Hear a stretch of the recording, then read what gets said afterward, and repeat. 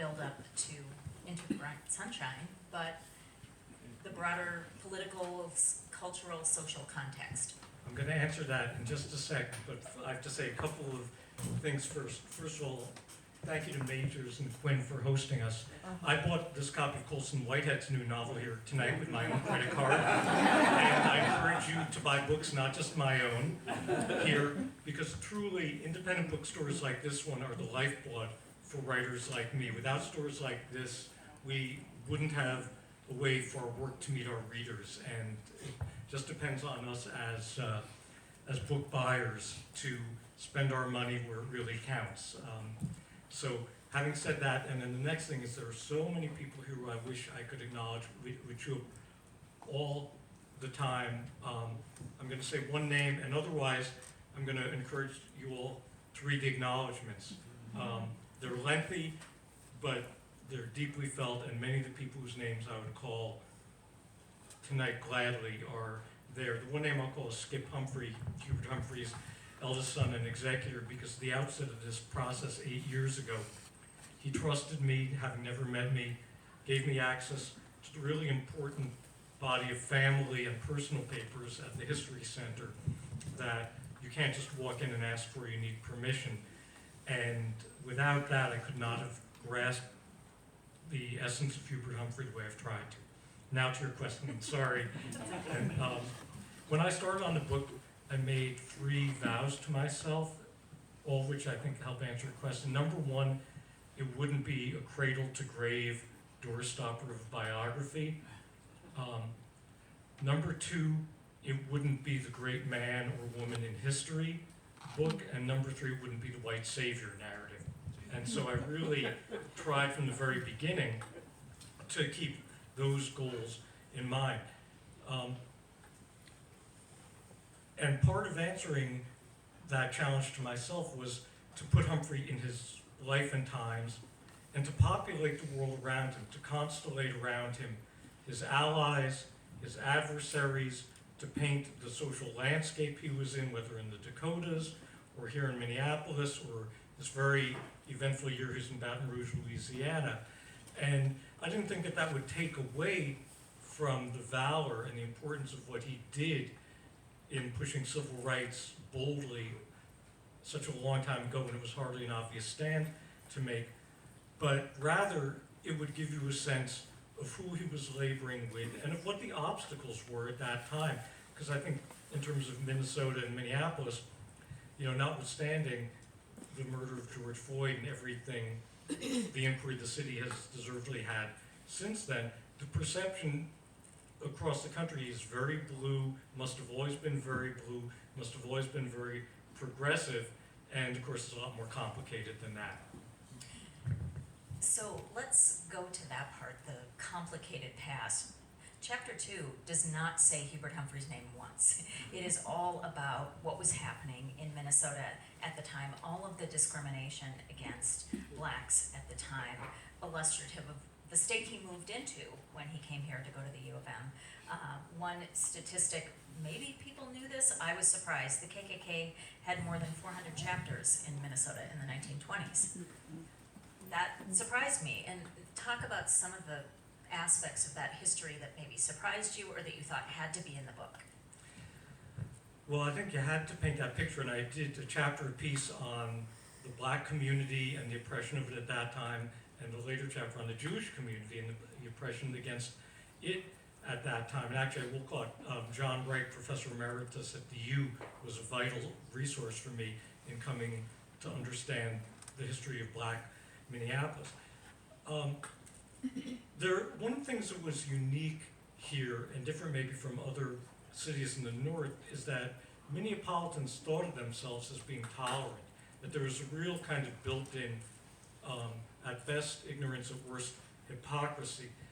And they would say things like, well, we don't lynch blacks here, they can have jobs, why don't they just live in their neighborhood contentedly and take the menial jobs that they have contentedly and quit complaining. And that, I found this amazing. There was an episode that some of you know in 1931, not all that far from here, when a black postal worker and World War I veteran Arthur Lee and his family moved into an otherwise white working class or middle class neighborhood in South Minneapolis, and a mob of thousands of people besieges their house night after night after night, trying to drive them out. They survive that period. Ultimately, they lose the home a couple of years later. But one of the most sadly illuminating things I found is a young, idealistic white woman who was getting her master's in sociology at the U at that time, did her thesis on white and black Minneapolitans' attitudes about race relations. And the way social scientists always do, she doesn't identify anyone by name, but there's a quote in there from someone who says, "I've been in the Farmer Labor Party fighting for social justice all my life. I run a newspaper, I'm part owner of a newspaper that champions these causes, but if a black person moved into my neighborhood and wouldn't move out, then for the sake of my people, my race, my tribe, I would consider it legitimate to kill that person." That is the exact quote. Believe me, it's the district. That person was I figured out was Hjalmar Peterson, a mainstay of the Farmer Labor Party, someone who was often upheld as a great liberal.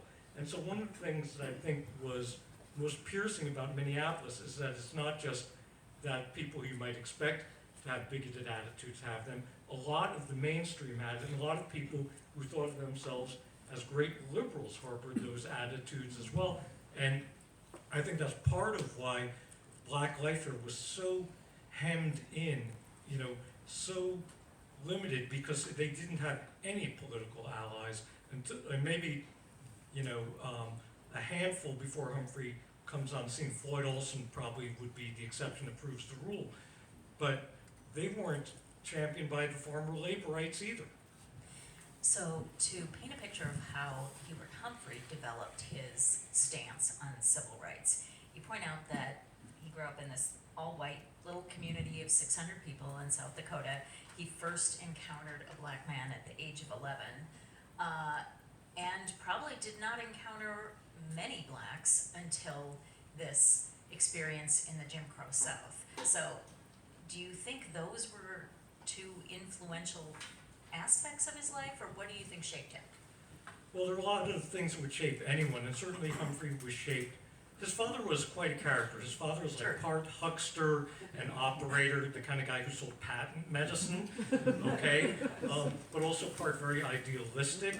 So he was affected by his father's idealism. He was very affected by social gospel Christianity, the idea that you don't just try to purify yourself to get into heaven and hate the immigrants while you're at it, that you try to build a kingdom of God, as it was called, on earth.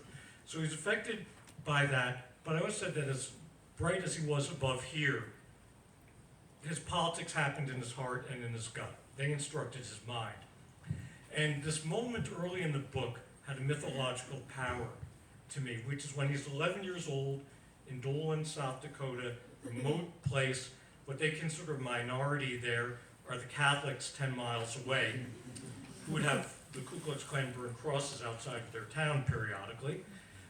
And so the idea that blacks were completely off the demographic radar.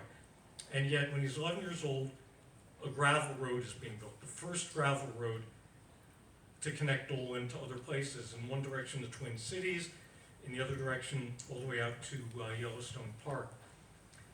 And Humphrey finds out, I think from the local weekly paper, that the subcontractor doing the graveling is an African-American crew from Omaha. And I think inspired by his father's open-mindedness, he goes out one day and meets them and befriends them and kind of attaches himself to them, so much so that when it's Saturday night and they've been paid and they're in town with their pay envelopes, Hubert has his side gig besides his unpaid work at the family drugstore peddling papers. And they buy a whole bunch of extra papers just so he'll have some money in his pocket. And then they take him into the pool hall, which in dry Dolan is as transgressive as it gets, and buy him strawberry soda pop.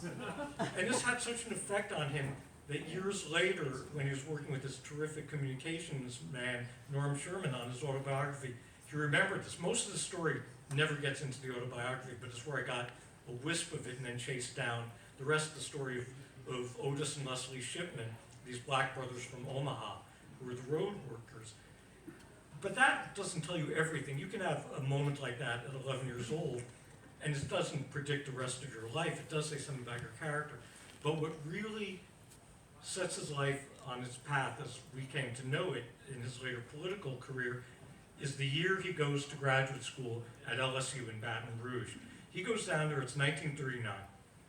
He missed so many years at the U, helping his family get through the Depression, that he didn't come back and finish his bachelor's degree till age 27.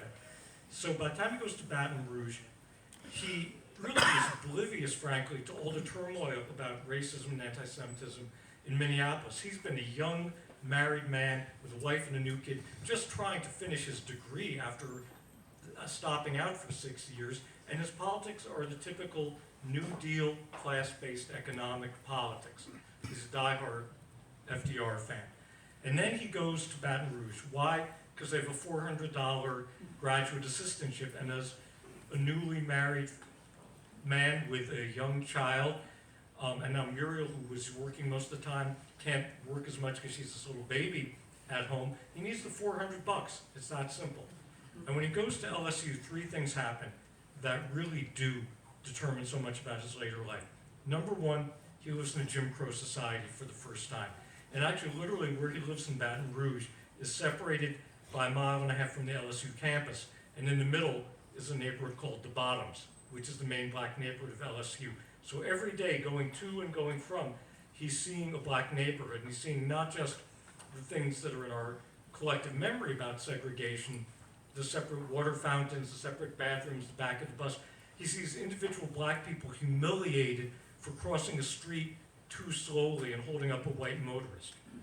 He sees black people in the state capitol lobby fearful of getting in the elevator if there are any white people already in the elevator. Those personal sights really are seared into him.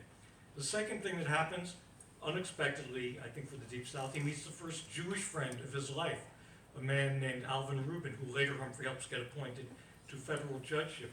And Alvin Rubin tells Humphrey about the 5 uncles his family has who are trapped in Europe and who will ultimately be exterminated by the Nazis. And the final thing is Humphrey studies that whole year with a sociology professor named Rudolph Eberle. And Eberle is a 1/8 Jewish, anti-Nazi, exiled professor from Germany. He's been stripped of his job and kicked out of the country because of the research he was doing into the question, how can a democratic society within 2 or 3 or 4 years become a dictatorship? And when he's teaching at LSU with Humphrey in this 12-person seminar, he talks about his research and he talks about his family's personal experience, and he also is able to map the experience, the plight of the Jews in Nazi Germany, onto the plight of black people in the Jim Crow South. And all this just changes the direction of Humphrey's life. And when he comes back up to Minneapolis, and this is so key, Laura, a lot of people would legitimately say, well, I'm glad I left, the ignorant South behind me, and now, I'm on the right side of the Mason-Dixon line again. It's the opposite for him. He realizes that, to use the black idiom, there's down South and there's up South. That there's de jure, that is legal statutes of segregation in the South, and there's de facto, that is segregation by lived practice in the North. And he's alert to it. And he's also really alert to the lives and the struggles of Jews here.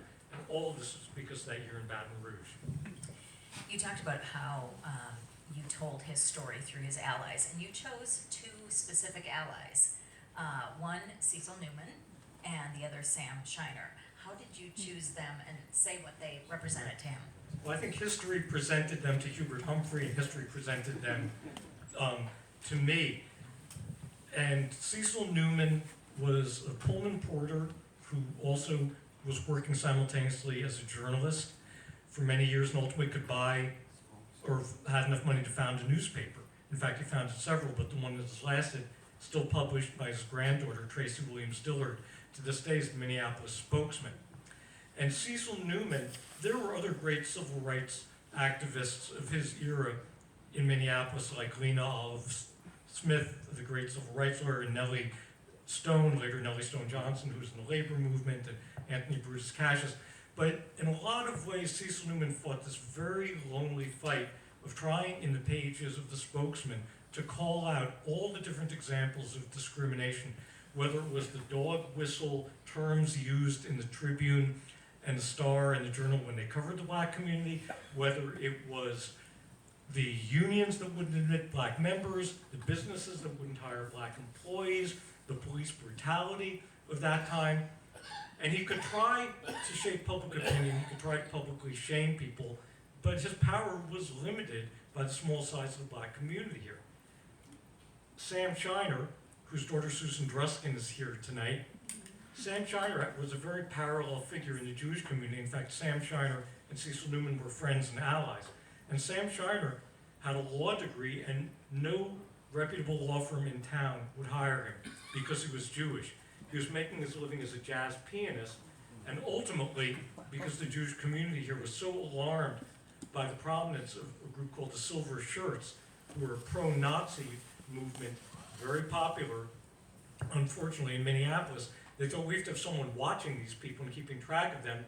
And Sam Shiner was staked with a salary and became basically the one-person Minnesota Anti-Defamation League, or Anti-Defamation Council. It's now evolved over the years to the Jewish Community Relations Council. And similar to Cecil Newman, Sam Shiner could try to expose people. He would send friendly Gentile students from the U to infiltrate meetings of the Silver Shirts, to hear the sermons by the flagrantly Jew-hating mainstream minister William Bell Riley and to Zilk. He would have his spies jot down license plates to see who was attending these meetings or these worship services, to show this wasn't just the riffraff, it would be the president of the Board of Ed, it would be the head of the real estate board, people like that. But also he lacked the power to really push change. And there's a phrase I once heard from the great playwright Athol Fugard. He talked about two characters in one of his plays who have an appointment, and they don't know it. At the start of the play, they don't know that they're going to meet or what is going to ensue. But I kept thinking, Sam Shiner and Cecil Newman and Hubert Humphrey had an appointment, and they just didn't know it. And that appointment came after Humphrey came here from the South and needed to learn more about Minneapolis, and they tutored him. They were his tutors. And he was their power. He was the fist they didn't have. He was someone who had principles. They knew principled people, but the principled people Cecil Newman and Sam Shiner knew were also pretty powerless. And here's someone with political skills, political acumen, political ambition. And that is what made the change happen. And Cecil Newman, I think, I just found very early on in realizing the history of, and he's mentioned a couple of times, I think, in Humphrey's autobiography and some of the other secondary sources. And then I went and dug down and I read every word Cecil Newman wrote from 1922 to 1948. A lot of time, you know, my one-of-a-kind love affair with the microfilm machines at the History Center. That's why I had to get cataract surgery. And Sam Shiner, actually, I owe this to a great friend, Steve Hunnix, because I was talking to Steve about the book, and I said, you know, I really feel like there must be someone on the Jewish side who was parallel to Cecil Newman. And he said, that person is Sam Shiner. And wow, was he right. And the fact that, and this is important about the Black-Jewish Alliance here and nationally, the fact that Cecil Newman and Sam Shiner worked so closely together also said something. I'm not surprised you said you read so much that you did cataract surgery, because honestly, you weave in headlines of the day. You must have read every newspaper of that era. I read a lot of them. What I did do, you know, with newspapers.com and ProQuest historical newspapers and some of the databases, just to geek out for a moment, I knew I'd be able to follow search terms into the Star and the Tribune and the Journal and the Daily News, which was short-lived. And there'd be periods when I knew several weeks in a row I'd need to read everything, but those I could search a little more pointillistically. What I did with Cecil Newman and with the Spokesman was literally look at everything he wrote, as I said, for 26 years, and also look through every single issue and see what else other people wrote. And similarly, to get a sense of the Jewish experience here, the American Jewish World, which was the weekly newspaper here, their editor, editor Mordecai Spector, who's in office just a few blocks, and was kind enough during the pandemic when everything was shut down. He still had old-fashioned bound volumes. And he let me sit there with social distance and our masks, and I was there day after day. Except when I'd come up here to buy the new Louise Erdrich novel. I bought the Night Watchman here and loved it very much. But I would sit there every day, slowly reading every issue of the American Jewish World. And then ultimately, the U reopened its library and I could read them there. Of course, after I was done, then both the Spokesman and the American Jewish World got digitized. But that was the way I would try to get the feel of those two communities and then augment it with the mainstream papers. Well, it shows. I want to make sure you get a chance to read a couple excerpts from the book. I think that will be enlightening to folks. The first section I want you to read, it's after Humphrey wins the Minneapolis mayor's race in 1945 by the biggest margin since 1931.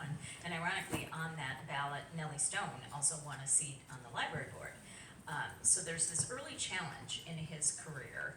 So you'll need to set up the dreamland situation before you read that section. And I just have to say, it's okay if you want me to read Colson Whitehead instead. Or even better, if you want Colson Whitehead to read. I will not be offended. So Humphrey has just come into being mayor. He's run on a two-part platform, really. One part is to clean up the police force, which was famously corrupt. And the other part, which was in kind of tension with reforming the police force in a certain way, was to reckon with the anti-Semitism and racism in town. And the reason it was somewhat in tension is that there were police officers who were honest and admirable in terms of not being bought off by the gangsters, and let's be honest, a number of them Jewish, downtown on Hennepin, but who were abusive in their dealings with minority communities.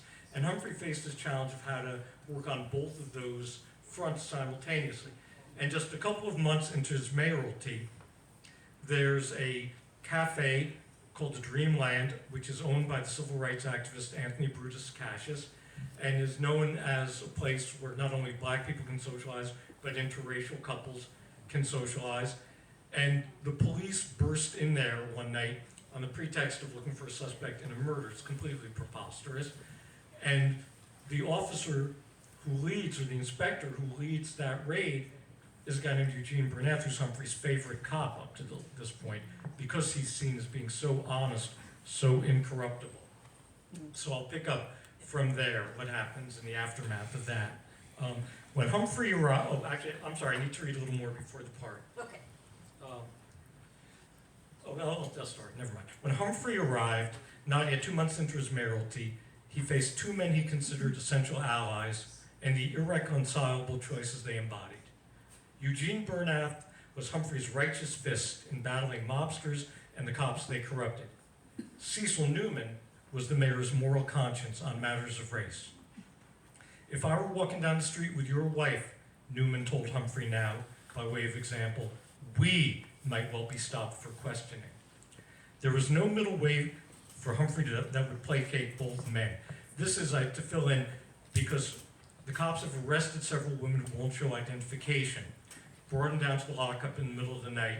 One of them turns out to work for Cecil Newman. She calls Cecil Newman. He calls Humphrey at home, and Humphrey comes driving down to the lockup at like 1 or 2 in the morning to deal with this situation. Okay. No way that Humphrey could placate both men. He had to decide. And as new as he was to elected office, Humphrey understood something about the power of a political leader's personal example. He had learned this from his sister Frances. Though Frances by this time was living at Fort Leavenworth in Kansas, where the military had posted her husband Ray. In the early war years, she'd been a protege of Eleanor Roosevelt. And in that role, she joined the First Lady in a spontaneous act of desegregation, showing up at a restaurant in Washington's all-white Shoreham Hotel with a racially mixed group of civil defense employees for lunch. The hotel manager had no option but to capitulate to the First Lady. Humphrey did throw one crumb Bernath's way, saying that the underage drinking at any bar or club should be probed. Then, in the kind of fiat that Eleanor Roosevelt might have appreciated, he ordered his favorite cop to release the two black women from their cell and to drop charges against them. In that one middle-of-the-night moment, Humphrey chose the principle of racial equality over the word of, quote, the most effective police officer I've ever known. Whereupon, at 2 a.m, the mayor treated the two women and Cecil Newman to coffee in an all-night cafe.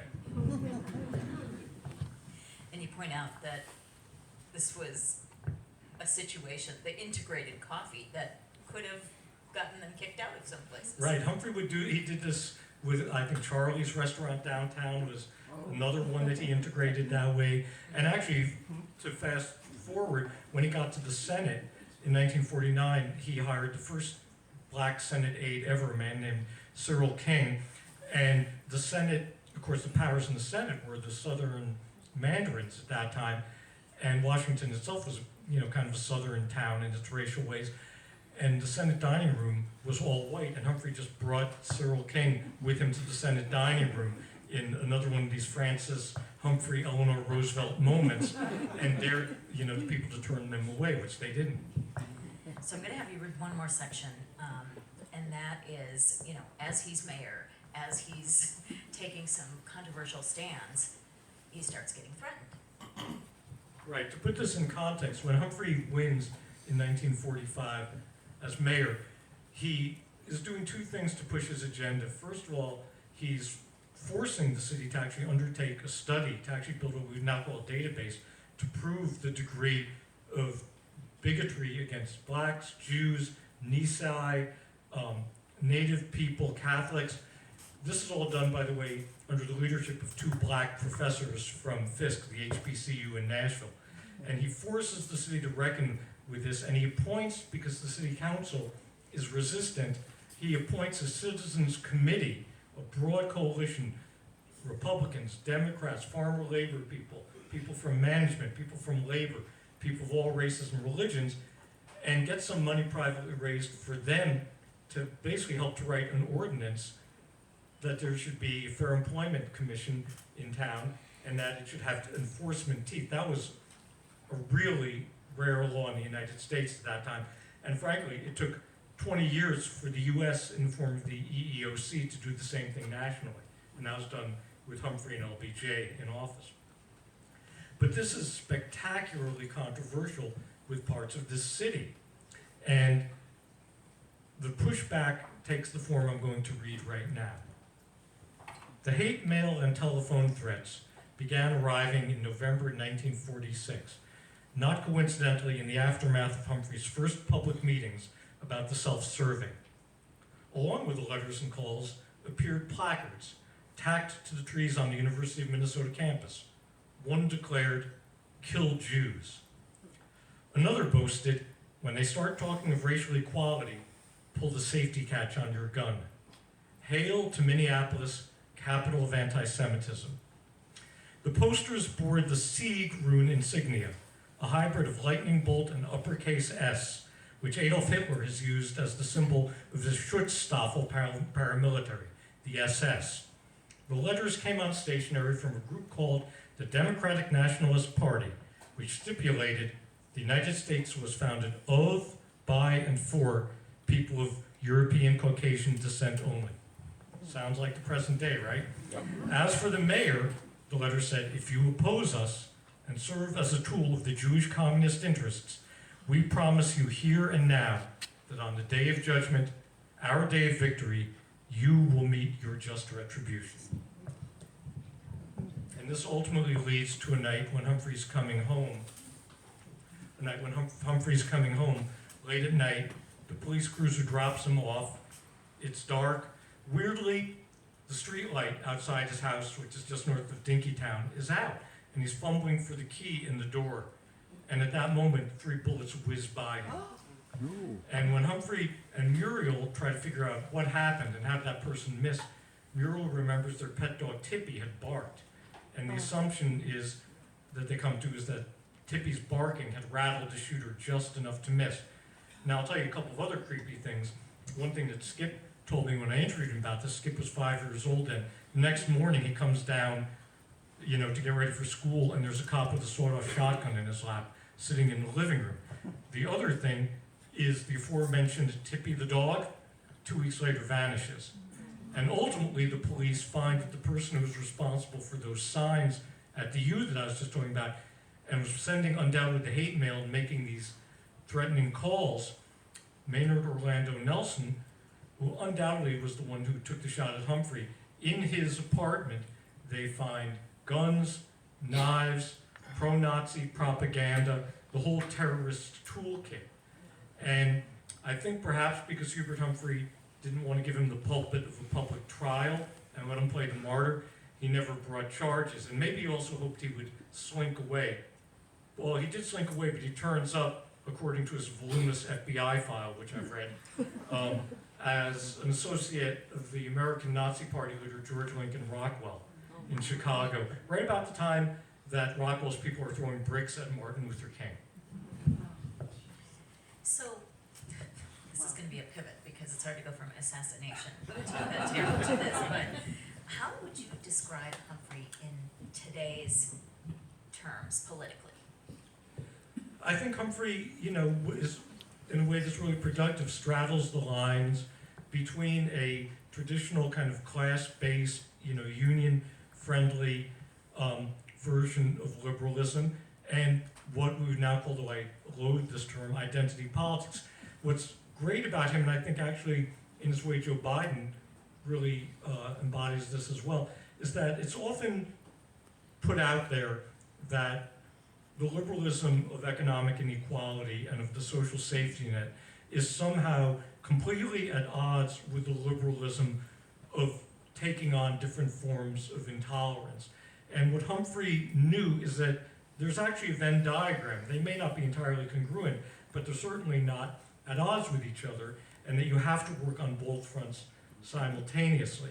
I mean, I often get the question, who do I see Humphrey in now? And the two names I call the most are Amy Klobuchar, partly because she's very much literally almost a lineal descendant, really politically, of Humphrey. And the other one is Cory Booker, because I think Cory Booker has the happy warrior, as does Amy Klobuchar, this love of doing retail politics, this genuine warmth that can't be faked, and I think the ability to feel for people deeply and not just empathize, but to convert it into policy. And so I think that, and I have no doubt in my mind that were Hubert Humphrey alive now, he'd be out there on behalf of trans rights. He wouldn't, one thing he learned from Rudolph Eberle's thesis was, how does the democracy become the dictatorship? You placate the mainstream and the legitimate conservatives by saying we're only going to go after these fringy people, these Jews, these Roma people, these handicapped people, these gays. Those are the first people the Nazis went after. And by the time Hitler had assembled that power, he was able to go after the mainstream conservatives too, and it was too late for them to save themselves. And so I think Humphrey, knowing what he knew, would be on top of all these issues, and certainly with the empathy he has, would be out there on immigrants' rights, and definitely gun control. But I also think what's important about him, and the reason he's modeled, is he understood effective politics takes two things. And the best example of this is at the crescendo of my book, when he's giving this great civil rights speech in 1948, that's going to make the Democratic Party endorse civil rights for the first time ever. That's going to lead Harry Truman 2 weeks later to desegregate the military and the federal workforce. That's going to set the table by showing that the Democrats don't need the South to win national power. Set the table for Humphrey and LBJ and Martin Luther King to push through all the great civil rights legislation of the mid-60s. At the 48 convention, Humphrey's on the inside, giving this great speech, working with his allies, person by person, to get delegates to vote their way. But simultaneously, outside the convention hall, is the great black labor and civil rights leader, A. Philip Randolph, leading a protest march that's part of his campaign to urge black young men to refuse to register for the draft, or refuse to serve in the military until Harry Truman desegregates the armed forces. And Humphrey knew, and it's reflected in letters he exchanges after the triumph of the convention with some of A. Philip Randolph's closest aides, that you needed to have Mr. Inside, that was Hubert Humphrey, and you needed to have Mr. Outside, and that was A. Philip Randall. He understood a mass movement isn't enough. You have to have both the mass movement and the political acumen on the inside. And he also understood something that's lost. He came out of local politics. There's never a race 2 down ballot for Hubert Humphrey to get caught up in. And you pointed out, Nellie Stone was elected to library board. That was the breakthrough for black elected office in this city. No office was too minor. And I think that that's the other thing he would do now. He would understand you don't want to have school boards taken over. Get your candidates and voters out there. You don't want to have your state gerrymandered. Get the turnout for legislative elections. It's not just the excitement, deservedly, of an Obama election or, in 2008 or a Clinton election in 92. It's everything down the ballot. So, as you point out, the entire book builds up to this speech. Now, he had to deliver this speech in a concise way. He only had 10 minutes. And I had heard this quote many times, but didn't realize it was Muriel, his wife, saying, "You must learn that to be immortal, a speech does not have to be eternal." And I just love that quote. Did everybody know that was her? But clearly she influenced him because he had to actually tighten up his long-winded habits. It is really true, when he was knowing that ultimately he'd be heading to the convention, it's a month or two before he gives a speech to the AFL convention, hadn't worked with the CIO yet, the AFL convention, and it goes on and on and on and on. He comes off thinking he just wowed them. And one of his friends in Americans for Democratic Action, Andy Beamel, was trying to say, it went on a little long, he won't hear it. Humphrey won't listen to that, and that's when Muriel weighs in, he has to heed that. And also he was limited by convention rules to 10 minutes, so it forced a concision on him. And there's something else, Muriel is so important to him, and I have to say Humphrey's relationships with women is way ahead of his time. He takes them seriously as political thinkers, not just Muriel, but his sister Frances, huge influence on him, and Eugenie Anderson, very important. She drafts one of the most important sentences in that civil rights speech. So he took them seriously. And the week of the convention, Humphrey's already in Philly. He knows he's going to need to give the speech, but he's filled with trepidation. Listen, he's 37 years old. He's been in elective office for 3 years. Because of all the years he had to leave school to help his family, it's less than 10 years since he got his BA at the U. And he's giving a speech that Harry Truman doesn't want. Truman wants to dodge the issue of civil rights so the Southerners will still vote for him. The Southerners are saying if civil rights is in this platform, we're walking out and running our own third party, and we're going to try to get this election into the House of Representatives. Gee, where have I heard that before?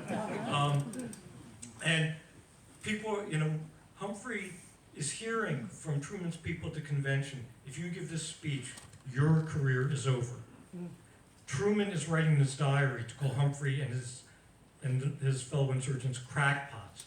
Humphrey is called a pipsqueak in the middle of a credentials committee meeting. And so he knows he needs to give the speech. It's, as I say in Black Church, which I've written a book about, it's on his heart.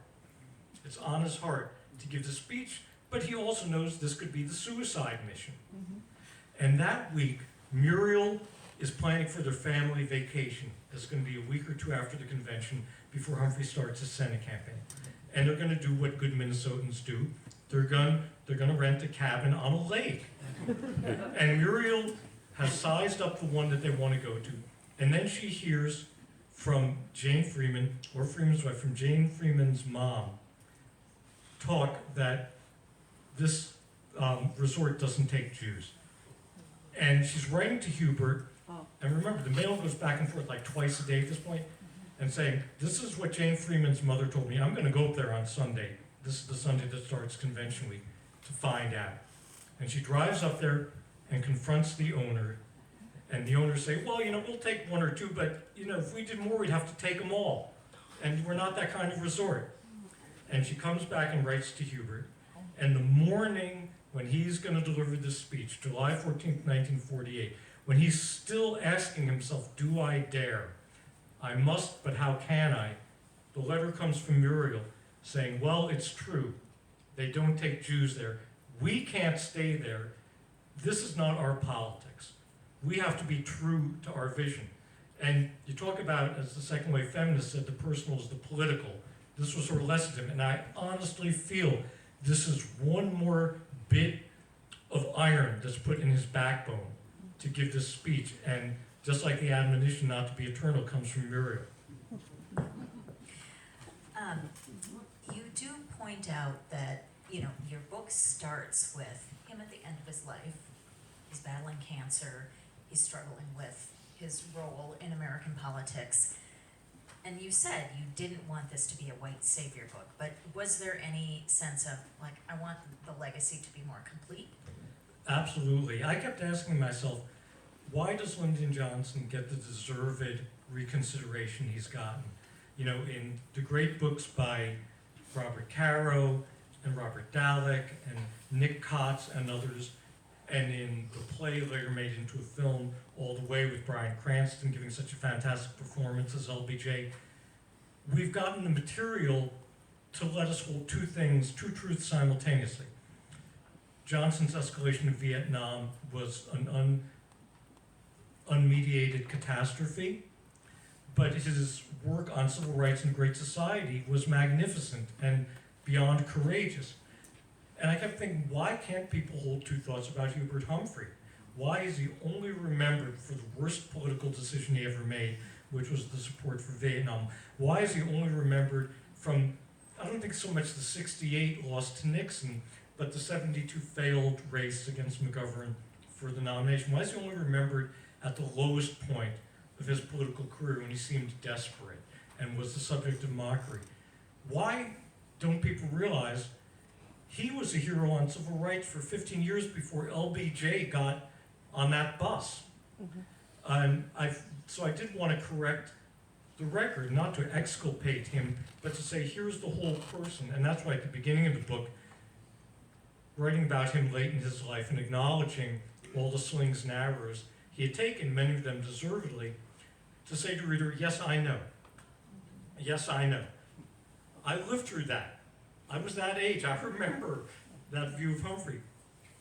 But here's a whole other part that either you've forgotten or you never knew. And if you don't know this, you have to know this. And it's not just filling in who Hubert Humphrey was, it's also filling in our sense of the civil rights movement. It didn't start magically in 1954 with Brown versus Board of Ed, in 1955 with the Montgomery bus boycott.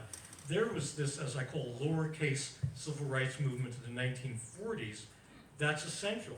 There's nothing in the 1950s without what people like A. Philip Randolph and Walter White of the NAACP and Hubert Humphrey were doing in the 1940s.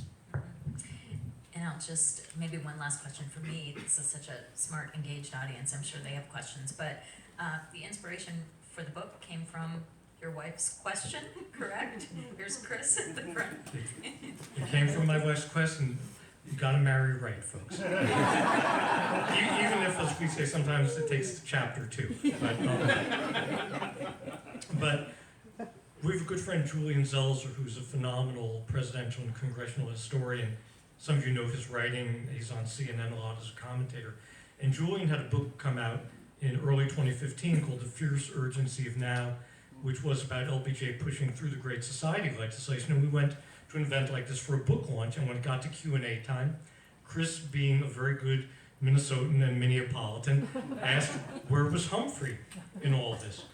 And Julian came around to mentioning the civil rights speech and what an unappreciated landmark it was. And I knew about that speech, and I understood its historical importance, but something about hearing it from Julian made the proverbial light bulb go off. And I've been looking, I write a lot about civil rights and race in my books, and I've also been looking for a book that would be set in the immediate World War II era, because I felt there are tons of books about World War II, deservedly. There are tons of books about the civil rights movement of the 50s onward, deservedly, but there was this relatively unpopulated literary and historical land in between called the 1940s and the post-war 1940s. And Julian said that, and that answered that desire I'd had. And so the next day, first thing I did is email Julian and tell him how the light bulb went off, but like, we're friends, if you're gonna write this book, I'd never touch it. And he's like, oh no, I'm doing this book about Newt Gingrich and, and Jim Wright.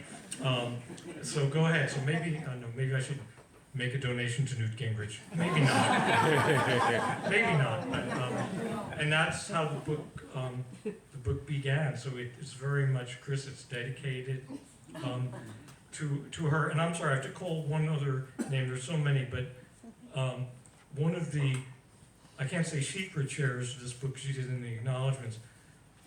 Essential people in this is a genealogist. I call her the goat of genealogists, as the greatest of all time, not the animal.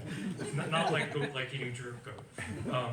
But Liz Gamal, who's here, I realized I could do genealogy research decently myself, but it took me an inordinate amount of time, and it was worth it for me to hire someone who could do it a lot more efficiently. And I just Googled the Genealogy Society of Minnesota and wrote to their president asking, could you recommend someone? And thank Ja, she said, I'll do that. And we've been like working hand in glove on this for so many years, and she shared the passion and did so much more than genealogy, and so I just have to call her out too. Thank you. So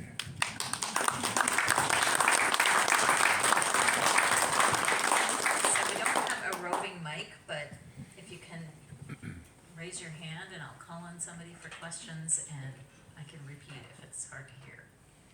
I can't imagine this room doesn't have a bunch of questions.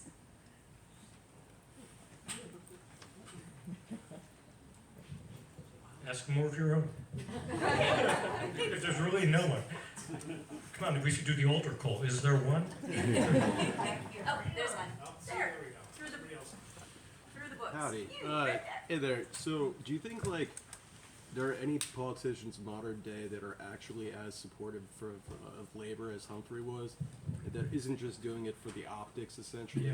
Another great question. Are there politicians today who are as supportive of labor as Humphrey was? I mean, and part of the sad story of what's happened is organized labor, went from representing about 34% of the national workforce in the mid-50s when we had lower income inequality and a much healthier public life to like less than 10% now. I think actually Joe Biden, really the prominent politicians, is the best example of that, because he's really made a show of calling attention to unions. Most recently with the amazing job that was done rebuilding Interstate 95 in Philadelphia. And I think you need to have younger politicians, frankly, per your question, I agree with the premise, who will also really connect with organized labor in a deeper way, because it's,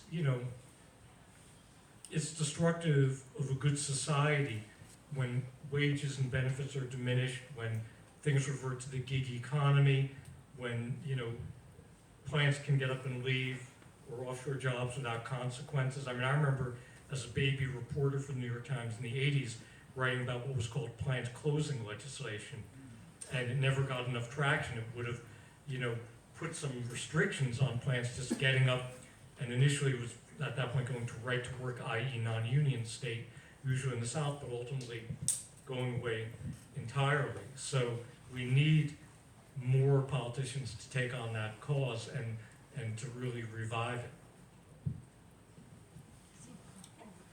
I'm curious about, so Humphrey gives this speech,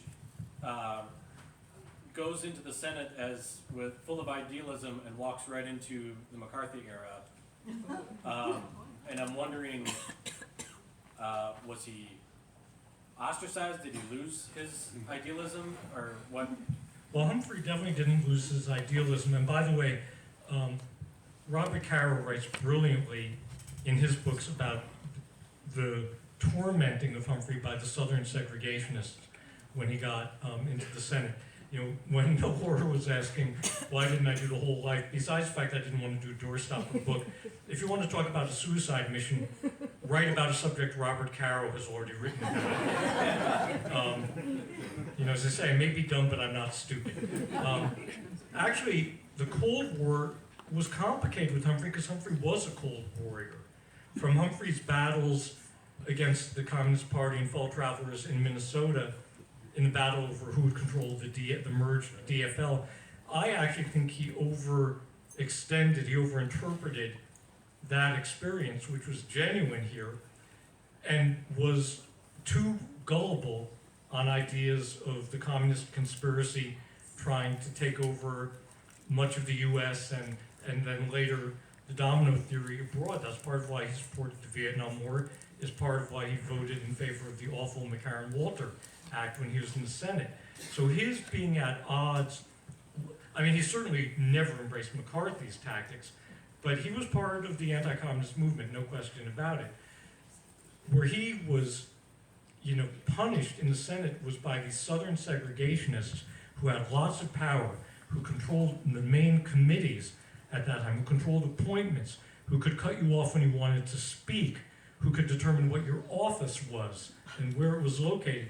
And when he would do things like hire Cyril King, a black aide, and bring that black aide to have lunch with him in the Senate dining room, okay, the Southern segregationists, the Richard Russells and the John Stennises, in the Theater of Bilbo's, these despicable people, they're keeping their seats. And again, in Caro's book, he goes into harrowing detail of the way they, tried to humiliate and degrade Humphrey at every turn. But it says something about his life force and about what he called the politics of joy, that it didn't defeat him. When civil rights came back onto the agenda, a little bit in 1957, but much more in 1963 and 64, he was as committed as ever. They had not managed to colonize his spirit. Other questions?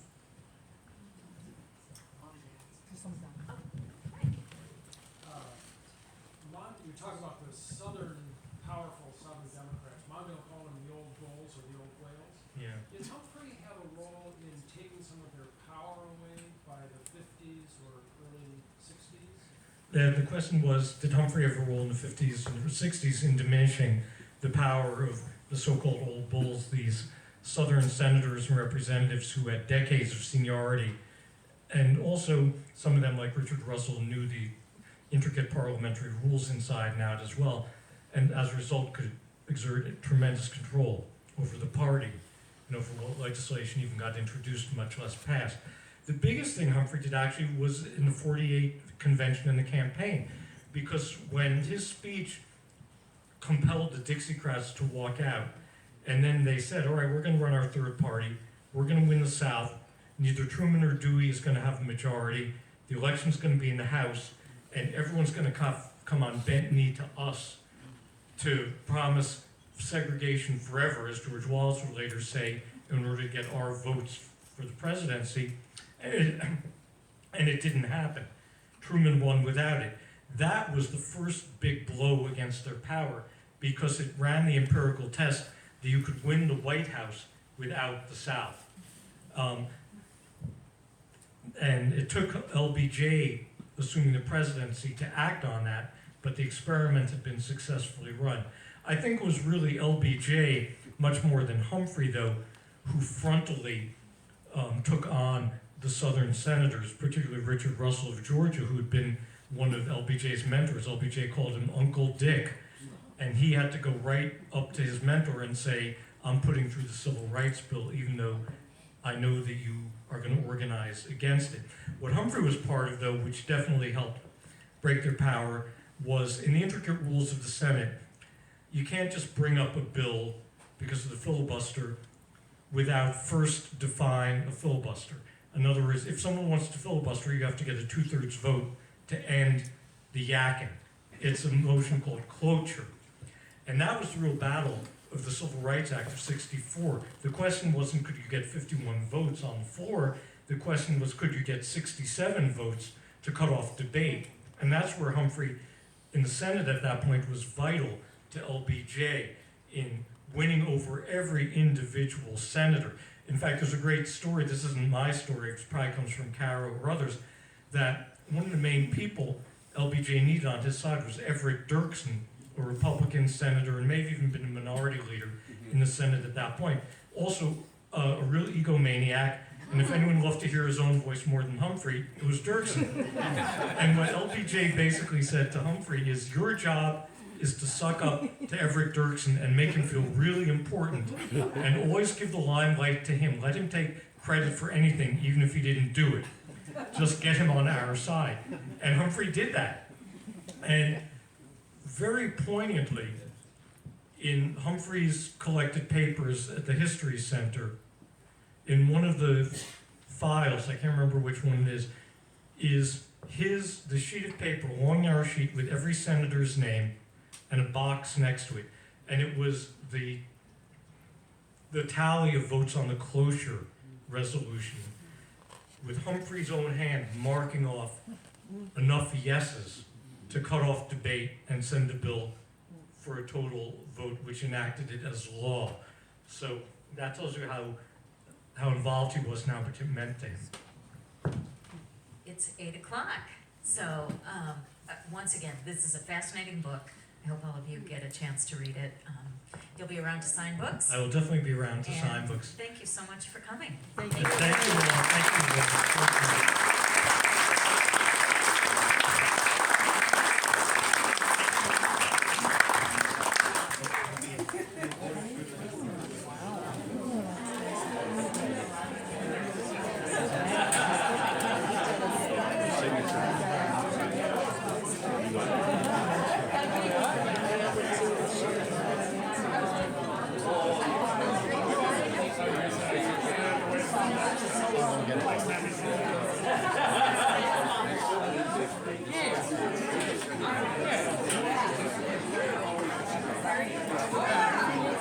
I don't think that's really what they call a TA who actually has classes. It's not really. Some people are involved, some people don't want to be involved. I could do either one.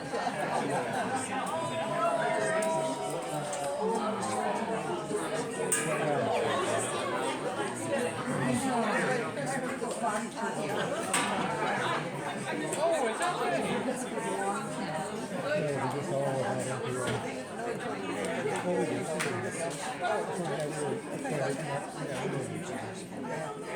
It's not that good.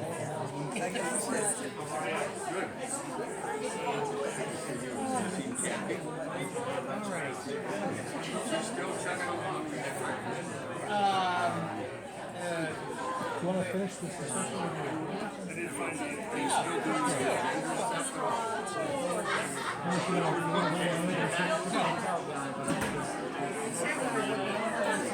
We're gonna have All right.